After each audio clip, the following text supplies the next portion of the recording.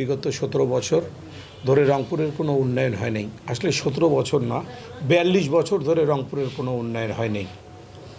আপনি জানেন যে 1982 সালের পরে স্বৈরাচার এরশাদ ক্ষমতায় এসেছিল। তারা 10 বছর 11 বছর শাসন করেছে।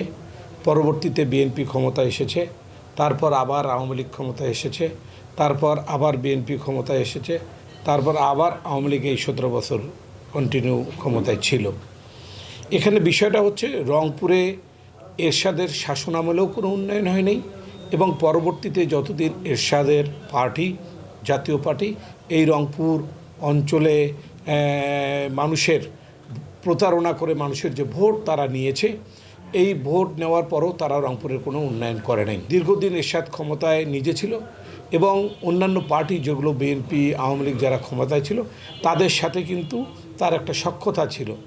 আমরা দেখেছি যে বিএনপি শাসন আমলে এরশাদ বিএনপির লেজুর বিক্রি করেছে, আর আওয়ামী লীগের শাসন আমলে এরশাদ তো অর্ধেক বলা যাবে না, 25 ভাগ সরকারের সাথে সম্পৃক্ত ছিল, 25 ভাগ সরকারের তারা সুবিধা ভোগ করেছে। আমরা দীর্ঘদিন ধরে বৈষম্যের শিকার।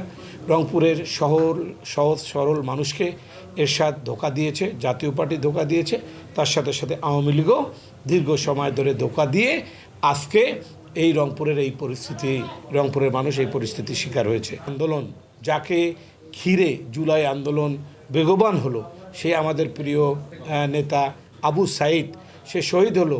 তারপরে আমরা কি দেখলাম, এই আন্দোলনের পরে পরবর্তীতে সরকার আসলো। এই সরকারও কিন্তু এই রংপুর অঞ্চলের কোনো প্রতিনিধি, এই অন্তর্বর্তীন সরকার সেখানে সম্পৃক্ত হলো না, রংপুরের অঞ্চলের কোনো উপদেষ্টা হলো না।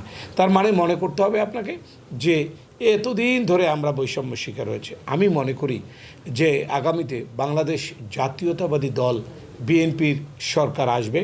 জনগণ বিএনপির দিকে এখন ঝুঁকিয়ে পড়েছে এবং জনগণ বিএনপিকে ভোট দেওয়ার জন্য প্রস্তুতি নিচ্ছে। আমার বিশ্বাস এই দীর্ঘ 42 বছর রংপুরের মানুষ যেভাবে বৈষম্যের শিকার হয়েছে, তারা এখন সে সব ভুলে গিয়ে এখন রংপুরের মানুষ আগামীতে যে সরকার আসবে সেই সরকারের পক্ষে কিভাবে তাদের প্রতিনিধি নির্বাচিত করবে, মনোনীত করবে, সেদিকে তারা ঐক্যবদ্ধ হচ্ছে। এবং আমার বিশ্বাস যে আগামীতে জাতীয়তাবাদী দলের প্রার্থী তারেক রহমানের প্রার্থী, খালেদা জিয়ার প্রার্থী রংপুরে বিজয়ী হবে। রংপুরের অনেক সমস্যা, উল্লেখযোগ্য কয়েকটা সমস্যা আপনার কাছে আমি তুলে ধরছি। যেমন রংপুরে চিকিৎসার সমস্যা।